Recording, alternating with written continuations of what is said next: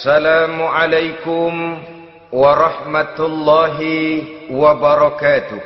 Waalaikumsalam warahmatullahi wabarakatuh. Bismillahirrahmanirrahim. Alhamdulillahi rabbil alamin. Wal aqibatu lil muttaqin.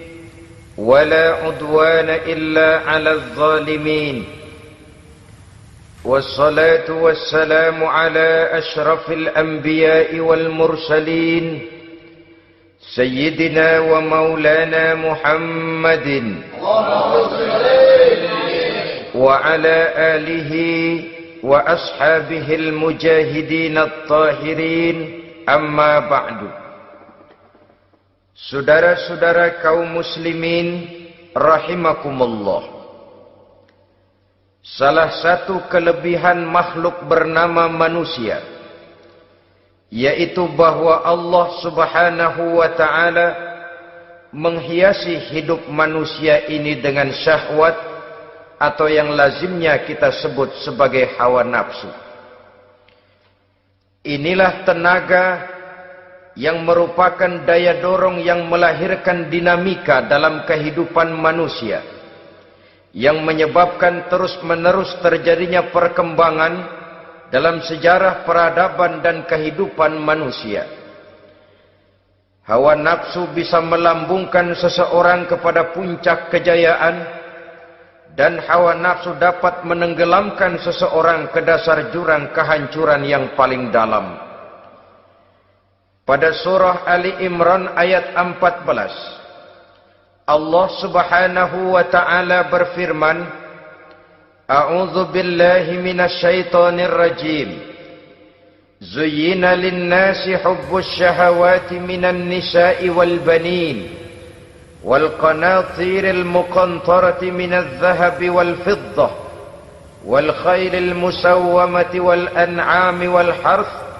Dzalika mata'ul hayatid dunya wallahu 'indahu husnul ma'ab. Mari kita perhatikan ayat ini lebih dekat lagi. Allah Subhanahu wa ta'ala menjelaskan, Zuyyina lin-nasi hubbus syahawat. Makhluk manusia itu dihiasi dengan hawa nafsu. Dengan kata lain, hawa nafsu adalah perhiasan. Manusia tanpa hawa nafsu sama saja dengan orang yang tidak berhias, monoton, tidak mempunyai perkembangan dalam gerak kehidupannya. Tetapi kalau hawa nafsu adalah perhiasan, maka jika kita berbicara soal perhiasan, ada dua hal yang harus menjadi catatan pokok. Pertama, kapan satu perhiasan boleh kita pakai?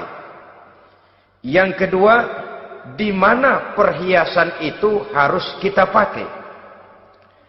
Kalau saudara berdandan rapi, pakai sepatu dengan kaos kaki, celana, jas, pakai dasi segala macam, tapi itu saudara lakukan pada saat saudara akan pergi ke WC, maka saudara sudah memakai perhiasan tidak pada waktu yang tepat.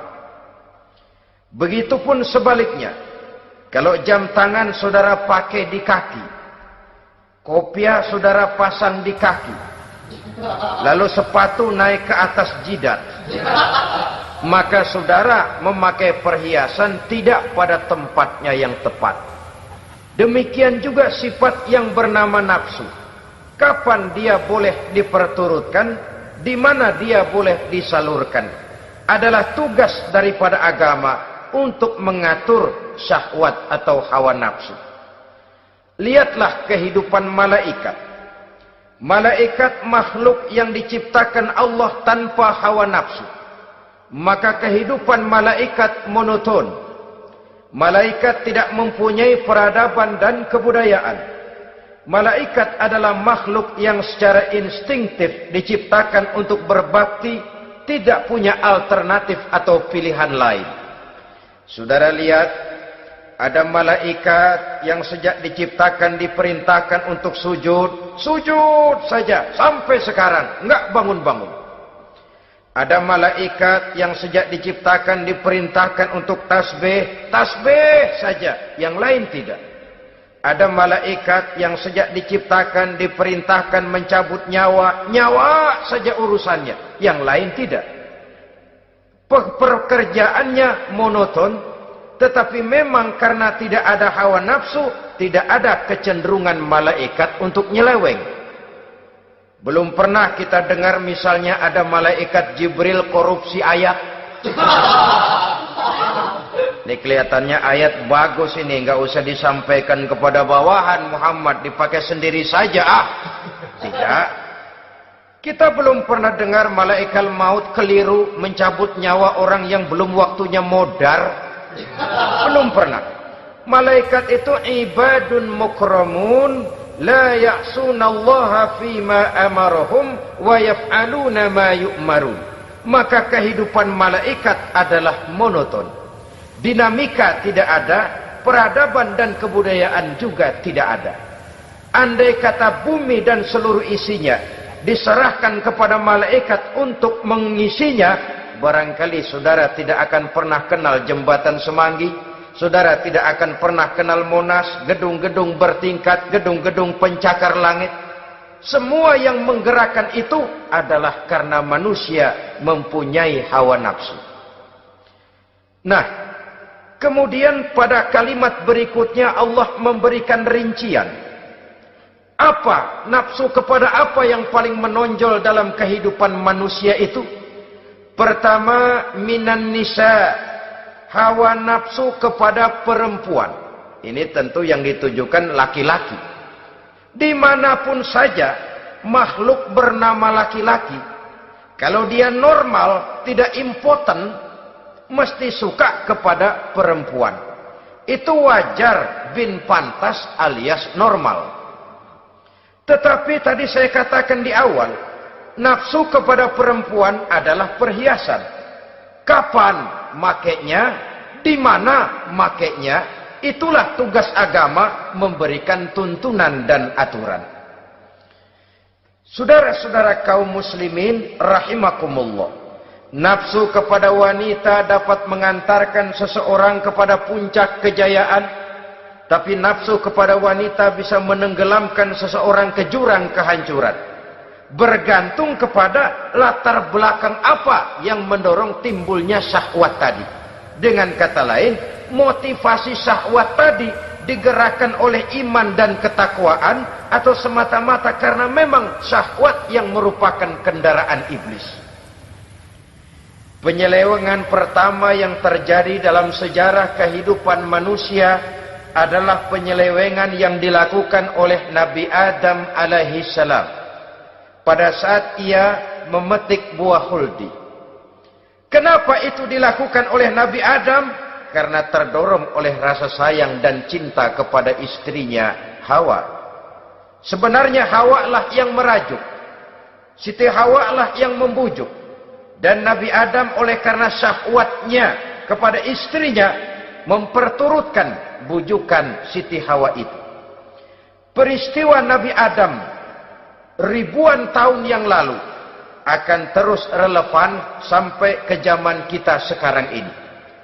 Berapa banyak orang-orang yang karena terlalu ingin menyenangkan istrinya, lalu tidak segan-segan melakukan perbuatan yang menyimpang, baik itu merugikan orang lain, merugikan masyarakat, bahkan merugikan bangsa dan negaranya. Seorang pedagang tidak akan segan-segan menipu. Sebaliknya pun begitu. Tidak jarang wanita di dalam kelemahannya bisa menenggelamkan dunia. Seorang suami yang jujur, polos, lugu, sederhana bisa jadi koruptor ulung karena didorong-dorong oleh istrinya. Istrinya barangkali bisa saja dibakar-bakar oleh tetangganya. Suaminya jujur, sederhana, kepala bagian, tempatnya basah tapi melarat. Istri rupanya tidak sabar melihat gaya hidup yang makin konsumtif, persaingan yang makin tajam. Suaminya dikipas-kipasin. Kata istrinya, bang, tetangga sebelah kita lakinya pegawai kecil, bang, tapi gelangnya kayak pelek beca. Abang ini kepala bagian tidak bisa membelikan saya macam itu, percumalah. Kata suaminya, ya bagaimana bu, gaji saya cuma segitu-gitunya. Ya namanya kepala bagian, apaan, kayak sabet dulu. Kalau sudah berpikir ke arah ini, artinya sudah ngipasi suaminya untuk melakukan tindakan yang tidak wajar. Saudara-saudara kaum muslimin rahimakumullah, sejak zaman klasik sampai kepada zaman kita sekarang ini, kita melihat kecenderungan syahwat kepada wanita ini. Julius Kaisar yang katanya gagah perkasa, ternyata tunduk di bawah kaki Cleopatra. Napoleon Bonaparte, the Lion of Europe, singa daratan Eropa, luas kekuasaannya, gagah perkasa tentaranya, kepada siapa dia tunduk? Ke bawah kakinya Margaret Josephine. Demikianlah di zaman kita sekarang, kita melihat di Jepang, betapa Perdana Menteri Uno didesak mengundurkan diri dari jabatan Perdana Menterinya oleh karena terlibat skandal dengan geisha. Kita juga melihat di Amerika betapa Senator Gary Hart dari Partai Demokrat yang masih muda, jenius, diharapkan masa depan Amerika lahir dari tangannya, terpaksa mengundurkan diri dari calon presiden oleh karena terlibat skandal dengan Donna Rice. Kita juga menyaksikan betapa parlemen dan kabinet di Inggris sempat geger oleh karena skandal Pamela Bordes, pelacur kelas kakap yang melanglang buana mencari sasaran-sasaran kakap. Ini adalah kisah kejatuhan yang diakibatkan oleh hubbus syahawat minan nisa. Oleh karenanya benar jika Nabi kita menyatakan an-nisa'u imadul bilad, wanita adalah tiang negara. Jikalau baik wanita, baik negara. Jikalau rusak wanita, hancur negara. Kalau syahwat kepada wanita cuma semata-mata karena syahwat, maka seorang laki-laki akan memandang wanita cuma sekedar alat pemuas hawa nafsu. Nilainya rendah. Sedangkan agama kita mengajarkan ma akraman nisaa illa karimun wa ma ahanan nisaa illa laimun, kata Nabi.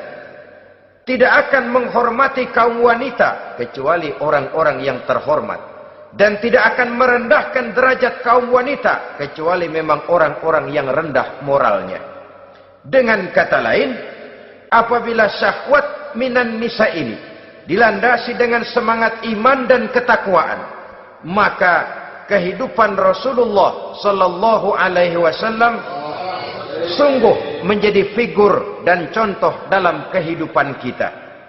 Perkawinannya bukan karena wajah yang cantik semata-mata, tapi lebih merupakan nilai ibadah kepada Allah Subhanahu wa taala.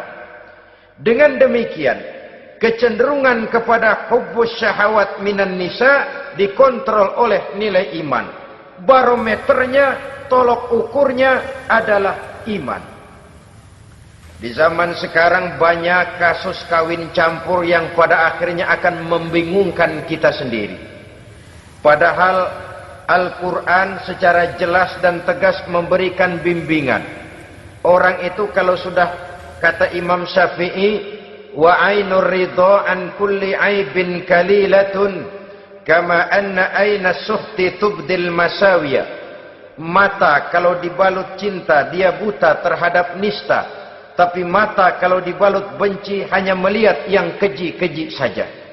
Biasanya cinta kepada wanita memang bisa menimbulkan dorongan yang positif, tapi juga bisa membuat seseorang buta sama sekali. Dorongan yang positif paling kurang dari segi penampilan. Coba lihat lelaki kalau lagi demen perempuan, lenjeh banget kan? sisiran rambutnya rapi, teriskaan bajunya lancip, sepatunya mengkilat, kantong celananya tebel, perkara anduk isinya bukan soal. Yang penting kan gaya. Lalu dinamis, kreativitasnya ada saja timbul. Tapi pada sisi lain, jikalau orang sudah kehilangan pertimbangan, juga kadang-kadang tidak segan-segan mengorbankan akidah, mengorbankan nilai-nilai iman.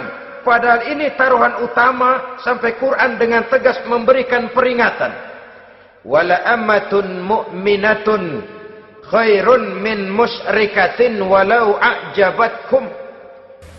Perempuan budak yang hitam legam, kalau beriman, itu lebih baik untuk dinikahi daripada wanita cantik berkulit kuning langsat tapi musyrik. Lebih baik budak yang hitam legam beriman daripada wanita cantik berkulit kuning langsat berhati bangsat. Tapi kita kadang kehilangan pertimbangan. Karena agama, karena cinta agama digadaikan. Karena cinta akidah terjual. Karena cinta keyakinan jadi korban.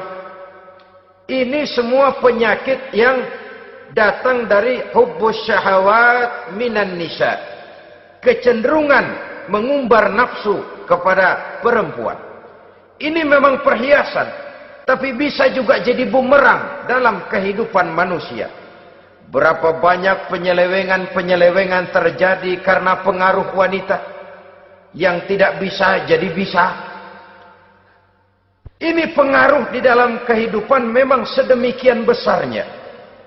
Sehingga saudara-saudara kaum muslimin, inilah yang perlu dikendalikan dalam kehidupan, kapan dan di mana.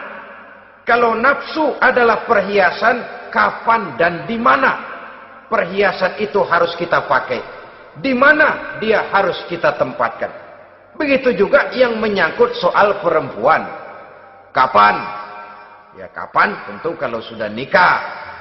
Di mana? Yang jelas bukan di depan umum.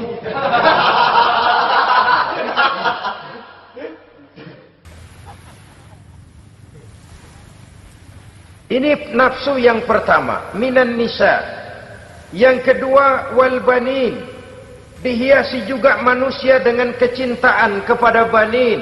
Makna banin di sini al-aulad, anak-anak laki. Kenapa disebut banin, anak-anak laki? Karena pertama, sering anak laki itu lebih jadi kebanggaan buat orang tuanya ketimbang anak perempuan. Sebabnya apa? Pertama, faktor nasab. Silsilah lebih kuat kepada laki-laki ketimbang perempuan. Yang kedua, faktor cita-cita. Orang tua kalau punya anak laki-laki, cita-citanya panjang. Nak, kau nanti jadi dokter ya. Nak, jadi insinyur ya. Nak, jadi pilot ya. Nak, jadi pengusaha ya. Nak, jadi presiden ya. Tapi kalau dia punya anak perempuan, paling, ya nak, mudah-mudahan nanti kamu dapat jodoh orang baik nak. Dapat jodoh orang soleh. Saudara-saudara, yang ketiga, anak perempuan itu kalau sudah berkeluarga, biasanya pindah kepada lingkungan keluarga lain. Sehingga orang berkata, punya anak perempuan banyak sebenarnya seperti agen. Artinya ada yang mau bawa, kan gitu. Ada yang minta, ambil. Ada yang berminat, buntel. Paling dia nengokin orang tuanya ya lebaran. Ya syukur kalau sebulan sekali atau seminggu sekali. Tapi minimnya kan lebaran. Dengan demikian dari garis nasab ini lebih kuat al-banin ketimbang al-banat. Manusia dihiasi dengan kecintaan kepada anak-anak. Sering karena terlalu cinta kepada anak, kita menjerumuskan anak. Terlalu sayang kepada anak, segala maunya kita perturutkan tanpa kendali dan kendala. Akhirnya sifat yang demikian itu malah mendorong anak untuk manja, tidak percaya kepada kemampuan yang dimilikinya, selalu mengandalkan kepada kebesaran, kemampuan daripada orang-orang yang dibanggakannya itu. Dan dalam kondisi demikian, kedewasaan dan tanggung jawabnya akan lambat berkembang. Maka Allah Subhanahu wa ta'ala memperingatkan bahwa harta dan anak bisa menjadi fitnah. Dalam ayat lain Allah juga memperingatkan, ya ayyuhalladzina amanu la tulhikum amwalukum wa auladukum an dzikrillah. Wahai orang-orang yang beriman, jangan sampai hartamu dan anak-anakmu memalingkan kamu daripada mengingat Allah. Jangan sampai kesibukanmu kepada anak dan harta benda menyebabkan kamu sampai lupa mengingat Allah Subhanahu wa ta'ala. Berapa banyak manusia yang tenggelam dengan melupakan Allah, jauh dari agama, jauh dari tuntunan syariat, oleh karena disibukkan oleh persoalan anak dan persoalan harta benda. Maka satu-satunya jalan, jikalau kita tidak ingin anak kita sampai memalingkan kita daripada mengingat Allah, nilai-nilai keimanan harus ditanamkan kepada mereka sedini mungkin. Dengan bekal ini, maka mereka, anak-anak kita, insya Allah tidak akan membuat kita orang-orang tua ini berpaling daripada mengingat Allah, berpaling daripada kehidupan beragama. Memang karena anaklah kita orang tua peras keringat banting tulang, pergi pagi pulang sore cari nafkah. Karena anaklah kita orang tua, kepala jadi kaki, kaki jadi kepala. Asal mereka bisa menikmati hari depan yang lebih baik dari yang kita nikmati sekarang ini. Tapi berapa banyak juga orang-orang tua yang tidak sadar akan amanah berupa anak ini. Mereka lalai, mereka bersikap masa bodoh, padahal tidak akan ada yang tidak dipertanggungjawabkan di hadapan Allah Subhanahu wa ta'ala. Orang tua bisa mendapat pensiunan pahala kalau anaknya tumbuh menjadi anak yang soleh. Tetapi orang tua pun bisa saja masuk neraka karena anaknya menjadi anak yang kurang ajar dan orang tuanya sama sekali tidak pernah memberikan pendidikan yang sebagaimana mestinya. Saudara-saudara kaum muslimin rahimakumullah, kita tentu berharap memperoleh pensiunan pahala dan bukan mendapat tambahan dosa dari kekurang ajaran anak-anak kita akibat kita sebagai orang tuanya tidak pernah mau mendidik mereka. Dalam hadis ada diriwayatkan, ada anak kurang ajar, sembahyang tidak, puasa ibadah tidak, kenal Allah tidak, beriman pun tidak, dosa kelewat banyak, kejahatan berkarat. Di akhirat nanti disidang dia, ditanya, kamu kenal siapa Tuhanmu? Tidak. Kamu tahu siapa nabimu? Tidak. Kitab sucimu apa? Tidak tahu. Kiblatmu di mana? Tidak ada.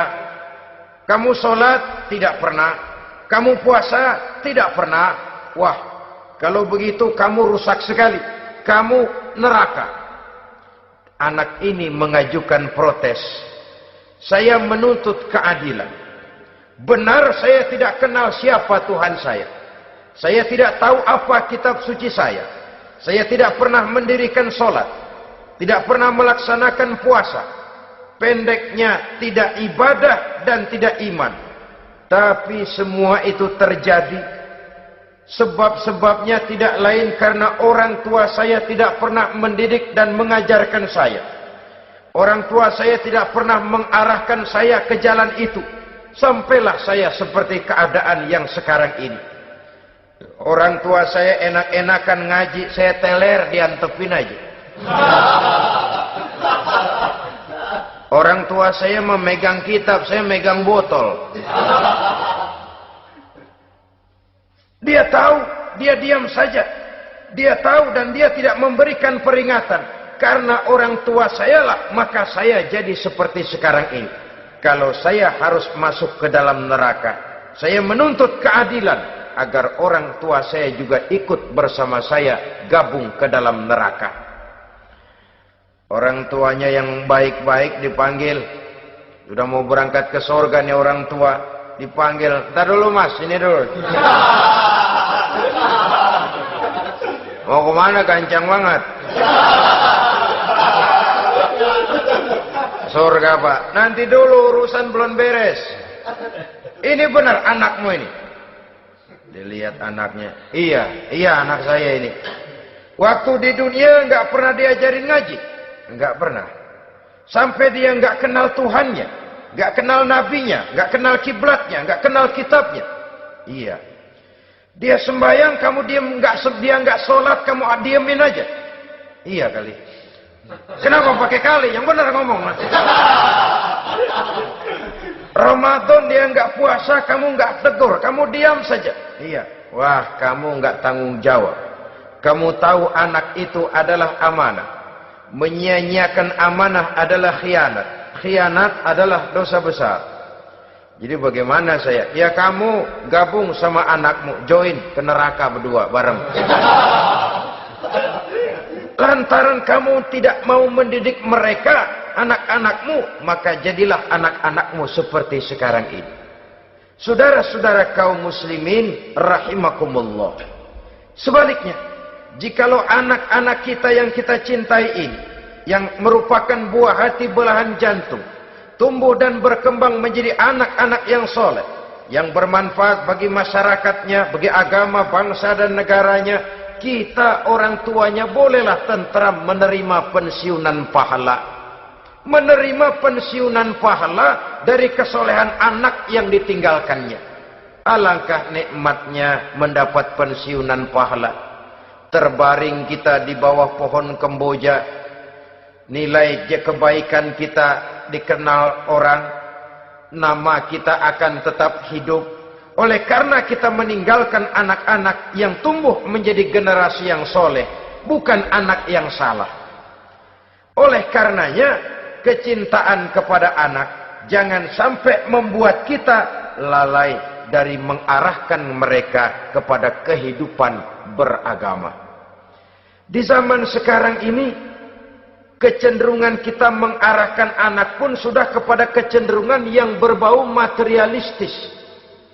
Maka yang ramai bagaimana anak bisa mengejar program MBA, Master of Business Administration, supaya keluar bisa jadi manajer.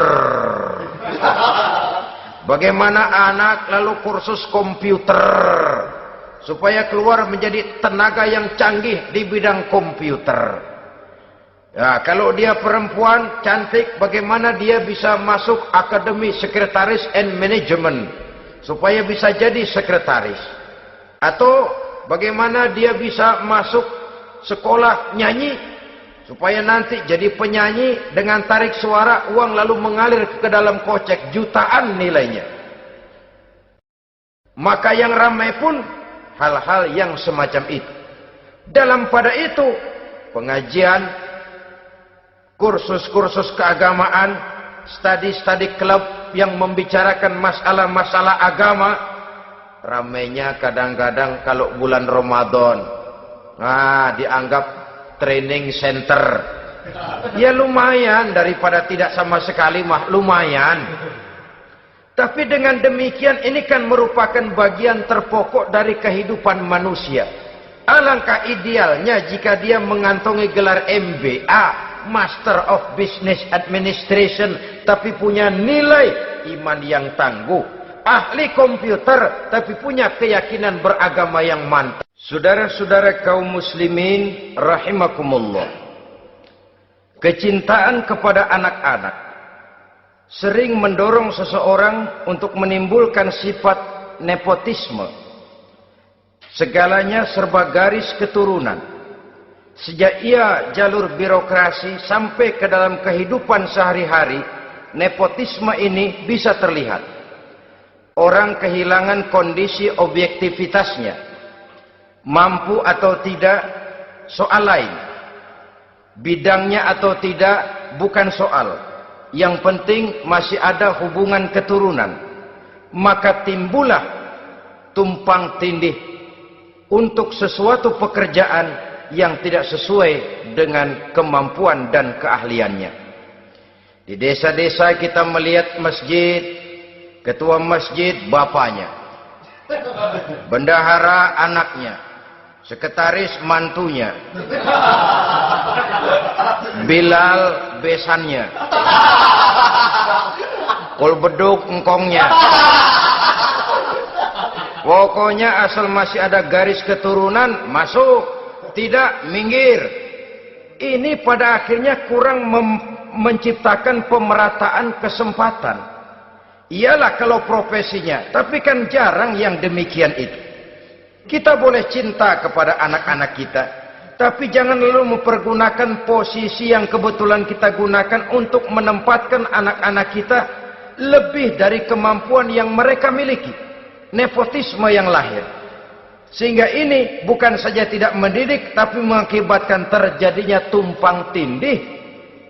Tidak lagi berprinsip the right man on the right job, bahwa orang harus ditempatkan sesuai dengan keahliannya.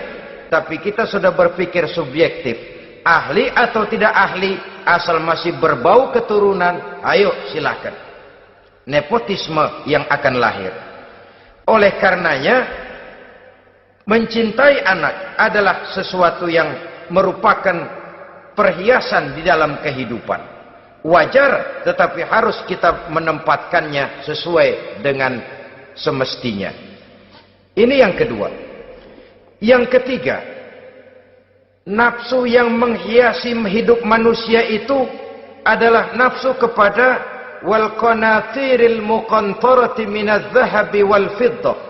Al-qantarah ay al-malul katsir. Kecintaan, kesenangan, nafsu kepada harta benda yang banyak daripada emas dan perak. Ini tentu sesuai dengan situasi dan kondisi. Kecintaan untuk mengumpulkan harta benda yang sebanyak-banyaknya. Baik itu berupa emas, baik itu berupa perak. Ini cuma penyebutan beberapa jenis dari kecenderungan manusia kepada harta benda. Bukankah sering dikatakan orang bahwa manusia di dalam berhadapan dengan harta itu seperti meminum air laut. Makin diminum, makin kering tenggorokan, makin haus kita dibuatnya. Apabila watak ini kita perturutkan, maka manusia tidak akan pernah kenal puas, tidak akan pernah kenal cukup. Nabi kita memberikan peringatan. Lau anna libni Adam wadiyani min zahabin labtagha lahuma thalisan wa la yamla'u jawfa ibni Adam illa turab. Andai kata manusia mempunyai dua buah ladang yang seluruhnya berisi emas, akan puaskah manusia? Tidak. Mereka akan cari ladang emas yang ketiga. Wala yamla'u jawfa ibni Adam illa turab. Sungguh mulut manusia ini tidak akan pernah penuh terisi kecuali kalau sudah disumpal dengan tanah. Artinya kalau sudah dia dipendam di liang lahat baru cukup. Tetapi sepanjang dia masih bergerak, masih hidup dan bernyawa, masih bisa berusaha dan berbuat, dia tidak akan pernah mengenal puas. Ini akan mendorong manusia terjebak kepada menghalalkan segala cara untuk mencapai tujuan. Yang penting kaya, kan begitu. Dan cepat. Sebab sekarang orang sering motong kompas. Yang penting kan cepat kaya. Soal cara, kalau jujur aja mah, sampai kapan mau kaya? Perkara itu renten, bukan soal. Perkara itu judi, tidak jadi masalah. Perkara itu korupsi menyangkut hak orang banyak, bukan soal. Yang penting cepat kaya.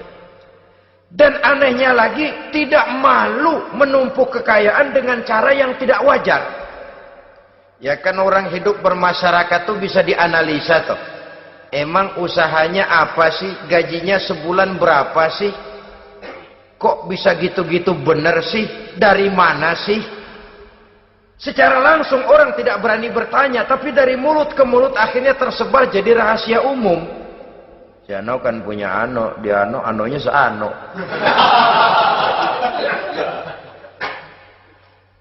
Ini bisa jadi bahan pertanyaan dalam kehidupan, akhirnya jadi gunjingan. Orang sudah tidak terlalu peduli dari mana kekayaan itu diperoleh. Yang penting kaya. Dengan menghalalkan segala macam cara. Terjebaklah ke dalam cara-cara mafia. Terjebaklah ke dalam cara-cara yang tidak wajar, tidak bijaksana. Memperkuat klik, clean. Dengan menghantam yang lain. Saudara-saudara kaum muslimin rahimakumullah. Bahwa manusia punya nafsu ingin kaya, itu boleh. Boleh. Agama memberikan tuntunan, memberikan aturan. Tidak hanya sekedar asal kaya, tidak hanya sekedar asal banyak harta. Malahan, hadis menyatakan, kalau saudara diberikan umur panjang, pertanyaan akhirat cuma satu kok. Umurmu, kau habiskan di mana? Kalau saudara diberikan amanah berupa ilmu pengetahuan, pertanyaan akhirat juga cuma satu kok. Ilmumu kau amalkan untuk apa? Tapi kalau kita diberikan amanah berupa harta benda, pertanyaan akhirat itu dua. Min aina iktasabahu wa fima anfaqahu. Dari mana hartamu kau dapat, kemana hartamu kau belanjakan. Dari mananya ditanya, kemananya juga ditanya. Depan belakang ditanya. Dan kalau mempergunakan harta untuk kesenangan syahwat, orang berani bukan main. Tapi kalau untuk kepentingan agama, yang hakikatnya untuk kepentingan dirinya sendiri, berat seperti nyabut bambu dari ujung. Orang kalau menyumbang masjid 100.000, itu kan zohirnya memberikan panitia masjid. Tapi hakikatnya kan dia nabung buat dirinya sendiri. Seolah-olah dia cuma berkata, Pak, tolong saya titip 100.000, ini untuk kepentingan saya di akhirat nanti. Silakan uangnya mau dibelikan semen, pasir, kaca, pintu, jendela, silakan. Saya cuma titip, ini untuk saya di akhirat nanti. 100.000 Pak. Zohirnya dia memberikan kepada panitia masjid, madrasah, pesantren, yatim piatu. Hakikatnya dia nabung buat dirinya sendiri di akhirat. Malah tabungan ini bukan SDSB namanya, SDBS. Sumbangan dana berhadiah surga. Itu SDBS namanya. Sekarang orang mengejar SDSB, lalu berat mengejar SDBS. Sumbangan dana yang berhadiah surga. Langsung dari Allah subhanahu wa ta'ala. Coba kalau dia main golf, sewa lapangan golf itu 400-500 ribu sebulan. Paling 4-5 kali main. Beli stick golfnya saja sampai jutaan. Datang panitia pembangunan masjid 100.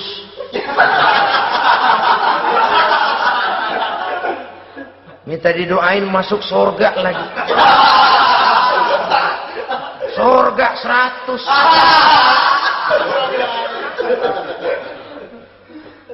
Saudara-saudara kaum muslimin rahimakumullah. Kecintaan kepada harta benda yang banyak, baik berupa emas, berupa perak, mendorong orang untuk berlomba-lomba yang Allah peringatkan dalam Al-Quran, Alhaakumut takatsur hatta zurtumul maqabir. Kamu telah lalai akibat kamu berlomba-lomba memperbanyak materi dunia. Hatta zurtumul maqabir, sampai kamu dekat masuk ke liang kubur, baru rupanya sadar bahwa perlombaan ini tidak akan pernah sampai ke garis finish. Betapapun jauhnya rally Paris-Dakar, garis finishnya ada. Betapapun hebatnya medan yang ditempuh, buasnya gurun pasir Afrika, garis finishnya pasti ada. Itu kan rally yang terbuas di dunia katanya, Paris-Dakar. Tapi garis finishnya ada. Namun jikalau kita berlomba memperbanyak harta, kita tidak akan pernah sampai ke garis finish. Yang kecil-kecilan aja dah. Kalau orang ditanya, kamu kenapa sih belum mau sembahyang? Ya bagaimana mau sembahyang Pak, tinggal di Jakarta masih kontrak. Sampai habis tahun diubur-ubur yang punya rumah. Kalau punya rumah sendiri walaupun kecil-kecilan, saya mau ibadah Pak. Ya, diberikan rezeki oleh Allah, bisa bikin rumah walaupun kecil-kecilan. Belum juga mau sembahyang. Kok belum juga sembahyang? Iya Pak, rumah emang udah punya sendiri, cuman kecil Pak. Atasnya atap, kalau hujan aja bocor. Kalau bisa bikin rumah yang permanen Pak, tenang, saya ibadah, sembahyang saya rajin. Iyalah, diberikan rezeki, bisa bikin rumah permanen. Bagus rumahnya. Lain lagi. Iya, rumah sudah permanen, tembok, kubin. Cuman isinya belum ada Pak, perabotannya. Duh. Kalau punya peralatan rumah tangga yang memadai, tenang, saya ibadah. Diberikan juga rezeki, bisa beli perabotan rumah tangga yang lumayan.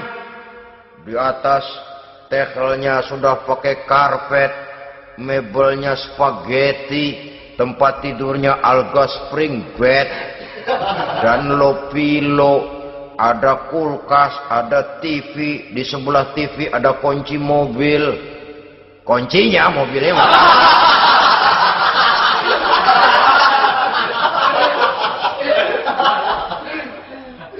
bagaimana? Sekarang sudah cukup perabotan. Perabotan sudah ada Pak, cuman kendaraan belum punya ini. Kemana-mana masih ngukur jalanan aja. Kalau punya kendaraan enak, kemana-mana cepet Pak, mau ke masjid juga getap dah, rajin. Diberikan rezeki, bisa beli kendaraan. Lain lagi nanti. Sudah punya sepeda, pengen punya motor, kepengen punya mobil, kepengen punya pesawat terbang, pengen punya kapal induk. Sudah punya kebun, pengen beli sawah, sudah punya sawah, pengen punya gunung, sudah punya gunung, laut diborong. Perlombaan materi tidak akan pernah membawa kita ke garis finish. Karena sifatnya sangat abstrak, bahkan akan mendorong kita seperti gurita, cenderung kepada penyakit tamak bin rakus alias serakah. Dengan demikian saudara-saudara, bahwa kecintaan kepada harta merupakan nafsu, dan nafsu itu adalah perhiasan, dia bisa menjadi daya dorong positif. Kalau dalam upaya memperoleh harta itu kita tidak akan keluar dari tujuan keridhaan Allah. Saya cari nafkah, tapi yang Allah ridho. Saya ingin kaya, tapi dengan cara yang Allah ridho. Ini kunci yang akan menyelamatkan kita manusia dari perangkap menghalalkan segala cara. Ini yang ketiga. Yang keempat, dihiasi manusia itu dengan nafsu kepada wal khailil musawwamah, kuda yang bagus, kendaraan yang bagus, kuda yang terpelihara. Al-musawwamah ada yang mentafsirkan ar-ra'iyah.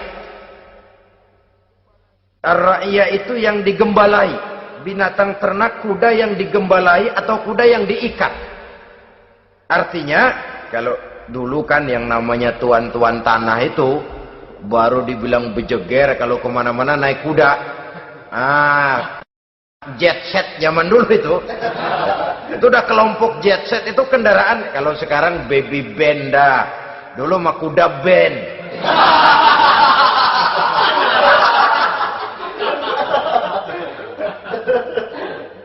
Manusia punya kecenderungan suka kepada kendaraan. Apalagi di zaman sekarang ini, wah, iklan-iklan itu kan sangat menggoda kita. Melayani segala macam bentuk penjualan. Nah, ini lalu terangsang biar duit cekak. Kalau udah ngebaca itu, wah, berani banget dah. Tahu duit nggak mungkin cukup, tapi begitu baca melayani segala macam bentuk penjualan dengan fasilitas ringan. Nah, jadi dah. Jadi juga punya mobil, jadi dah. Perkara utang itu bakal nyekek leher, bukan soal. Kasihan saudara-saudara kita di daerah-daerah yang terjebak kepada iklan-iklan merangsang yang akhirnya di luar kemampuan.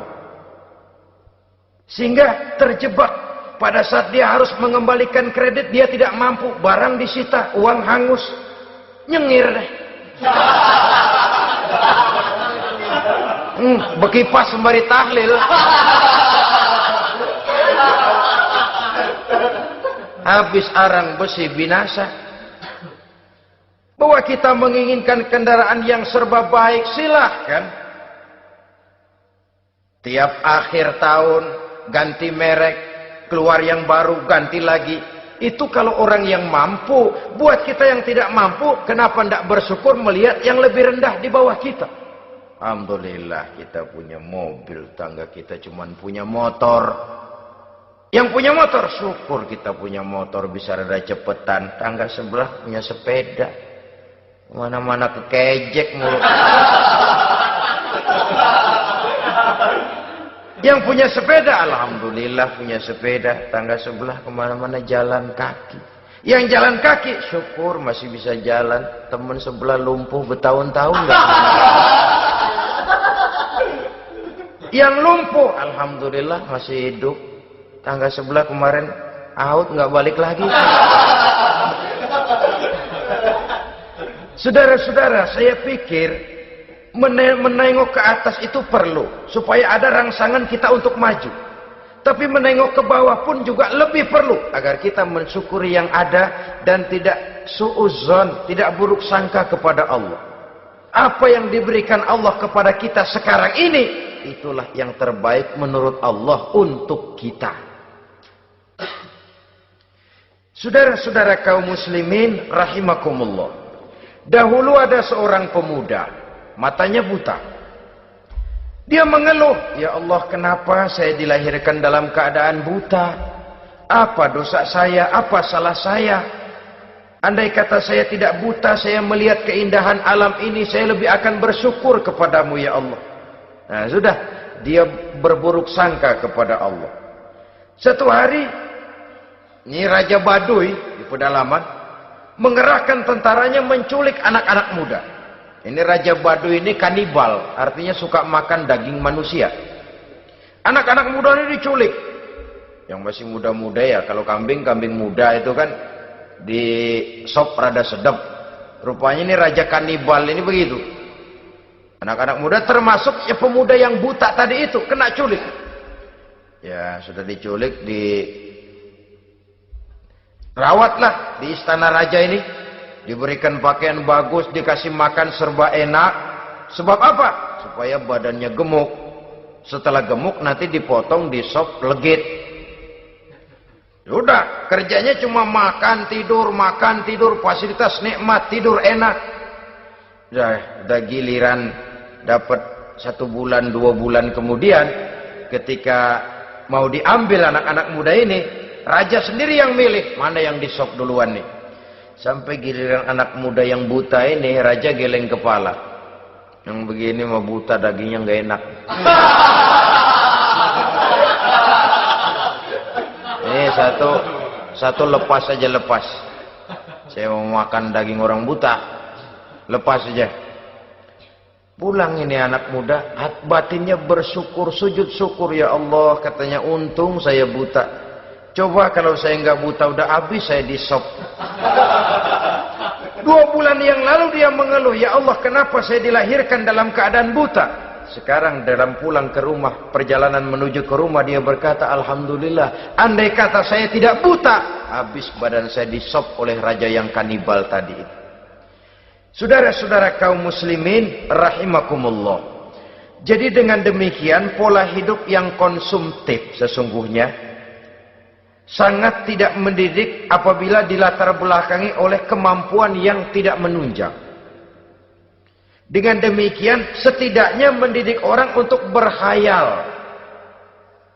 Anak-anak muda sama merek mobil ngerti banget dah, punya kagak?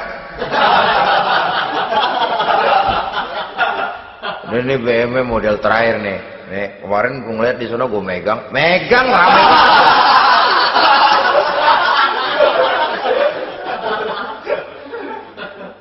Tulul amal ini kalau tidak diimbangi dengan saluran yang positif, dia akan terjebak kepada penyakit tulul amal, panjang angan-angan. Baiklah ya, wal khailil musawwamah. Yang keempat, yang kelima maksud saya, wal an'am, cinta kepada binatang ternak. Manusia ini kan punya kecenderungan macam-macam. Setelah rumahnya bagus, hartanya banyak, kendaraannya cukup, ingin beternak. Jadilah peternak. Ini kecenderungan manusia, wajar saja sepanjang didapat dan dilakukan dengan cara-cara yang wajar. Wal hars, dan tumbuh-tumbuhan, bertani, bersawah, berladang, itu merupakan kecenderungan daripada manusia. Keseluruhan itu kata Allah, kecintaan kepada wanita, kepada anak, kepada harta benda, kepada kendaraan, kepada binatang ternak, kepada tumbuh-tumbuhan, zalika, semua itu mata'ul hayatid dunya, merupakan kesenangan hidup dunia. Berapa lama kesenangan hidup dunia? Sebentar, seumur manusia. Seumur manusia. Bahkan kadang-kadang pada saat dia masih hidup pun orang tidak sepenuhnya sempat menikmati kesenangan hidup dunia. Apabila ajal datang, selesailah kehidupan dunia sampai di situ. Orang-orang kafir, buat mereka surganya di dunia ini. Bila kehidupan di dunia selesai, selesailah sudah surganya sampai di situ. Kesemua itu, janji kata Allah, merupakan kesenangan daripada kehidupan di dunia. Wallahu indahu husnul ma'ab, dan Allah mempunyai tempat kembali yang sangat baik. Nah, setelah Allah menjelaskan semua itu, pada ayat yang ke-15 Allah memberikan jalan keluarnya. Memperturutkan nafsu kepada wanita, anak-anak, harta benda, kendaraan, binatang ternak. Bijaksanakah itu? Dalam ayat ke-15 surah Ali Imran ini, Allah memberikan penjelasan tuntas. Qul a'unabbi'ukum bi khairim min zalikum. Katakan kepada mereka Muhammad, maukah kamu aku beri kabar yang lebih baik dari semua itu? Lebih baik daripada kesenanganmu kepada wanita, kepada anak-anak, kepada harta benda, kepada kendaraan dan sebagainya. Mau kamu aku beritahu yang lebih baik daripada semua itu? Jawaban tentu mau. Kalimatnya bukan ukhbirukum, a'unabbi'ukum. An-naba itu berita yang besar. Lain dengan al-khabar, itu berita biasa saja. An-naba, sehingga pembawa berita disebut nabi. Dari naba yanbi, pembawa berita yang benar. A'unabbi'ukum, maukah aku tunjukkan kepada satu berita yang benar-benar besar dan benar-benar lebih baik dari yang semua disebutkan tadi. Apa jalan keluarnya? Lillazina taqaw 'inda rabbihim jannatun tajri min tahtihal anhar. Bagi orang-orang yang bertakwa kepada Allah, mereka akan mendapatkan surga yang di bawahnya mengalir sungai. Khalidina fiha, mereka akan kekal di dalamnya. Wa azwajun mutahharah, dan mereka mendapat istri-istri yang suci. Waridwanum minallah, dan keridhaan daripada Allah subhanahu wa ta'ala. Kalau kamu hai orang-orang yang beriman, kalau kamu hai manusia menyangka bahwa nafsu kepada wanita, anak-anak, mengumpulkan harta benda, kendaraan yang menarik, binatang ternak dan tumbuh-tumbuhan itulah yang lebih baik untuk kesenangan dunia, memang itu kesenangan dunia. Tapi nih, seolah-olah kata Allah, nih, saya kasih tahu kamu, aku beritahu yang lebih baik dari semua itu. Apa? Takwa kepada Allah. Kecintaan kepada wanita. Kalau takwa dasarnya, orang nggak amburadul, nggak semrawut, nggak pokoknya gue mau asal perempuan dan membuat terus. Tapi punya kaidah, punya norma. Demikian juga kepada anak-anaknya. Demikian juga kepada harta benda. Pokoknya asal harta, mau halal mau haram, tekuk terus dah. Semuanya dilandasi oleh taqau, lillazina taqau, oleh ketakwaan kepada Allah. Nah, ketakwaan ini akan menghasilkan apa? Inda rabbihim jannatun tajri min tahtihal anhar. Melahirkan, menghasilkan surga yang di bawahnya mengalir sungai-sungai. Saudara-saudara kaum muslimin rahimakumullah, jika kita menyangka bahwa wanita bisa memberikan kesenangan, iya, kesenangan dunia. Jika kita menyangka bahwa harta benda bisa memberikan kesenangan, iya, kesenangan dunia. Jika kita menyangka bahwa kendaraan bisa memberikan kesenangan, iya, kesenangan dunia. Tapi kita tidak cuma ingin itu, kita ingin itu semua juga bisa membawa kesenangan akhirat. Caranya landasi dengan takwa. Kesenangan kepada wanita didasari dengan takwa. Maka jangan jadikan wanita cuma sekedar alat pemuas hawa nafsu. Kesenangan kepada anak-anak dilandasi dengan takwa. Maka anak-anak diarahkan kepada jalan yang diridhoi Allah. Kesenangan kepada kendaraan dilandasi dengan takwa. Maka kendaraannya selalu mengarah berjalan menuju jalan takwa, diridhoi oleh Allah Subhanahu wa taala.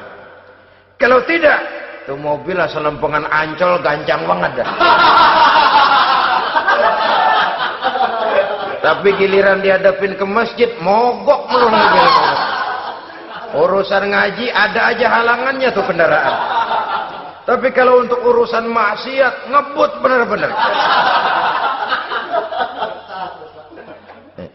Dilandasi dengan ketakwaan. Sehingga dengan demikian tidak hanya sekedar surga di dunia ini, tapi lebih-lebih di surga di akhirat nanti. Khalidina fiha, kekal. Kalau dunia ini kan zillun zail, bayangan. Hari ini kita jaya, besok kita bangkrut. Siapa yang mau menghalangi? Hari ini kita melambung, besok kita nyungsep. Siapa yang bisa menarik? Tidak kekal, berubah, temporer, relatif. Di sana kebahagiaan yang dilandasi dengan takwa ini sudah surga, kekal di dalamnya, azwajun mutahharah. Dapat istri-istri yang suci. Suci dalam arti belum pernah dijamah orang lain. Suci dalam arti tidak pernah terkena halangan. Seperti men misalnya. Baik menstruasi atau mencret, itu tidak. Azwajun mutahharah. Konon makna mutahharah ini ya artinya juga bisa selalu gadis, bidadari itu. Selalu perawan. Tidak pernah janda. Walaupun tiap hari dipakai, perawan terus. Dan yang lebih penting, waridwanum minallah, mendapat ridho dari Allah Subhanahu wa taala. Jadi hawa nafsu dengan motivasi takwa, itulah sesungguhnya yang dikehendaki oleh Ali Imran ayat 14 dan 15. Dengan demikian, manusia dengan ketakwaannya mengendalikan hawa nafsu. Dan bukan malah dikendalikan oleh hawa nafsunya. Sehingga dengan demikian, seluruh fasilitas yang dimilikinya, baik itu berupa istri, anak, kendaraan, binatang ternak, harta benda, tanam-tanaman, seluruhnya semakin meningkatkan ketakwaannya kepada Allah Subhanahu wa taala. Mudah-mudahan kita bisa mencapai tingkat ini di mana kita hidup mampu dan sanggup mengendalikan nafsu, bukan malah dikendalikan oleh hawa.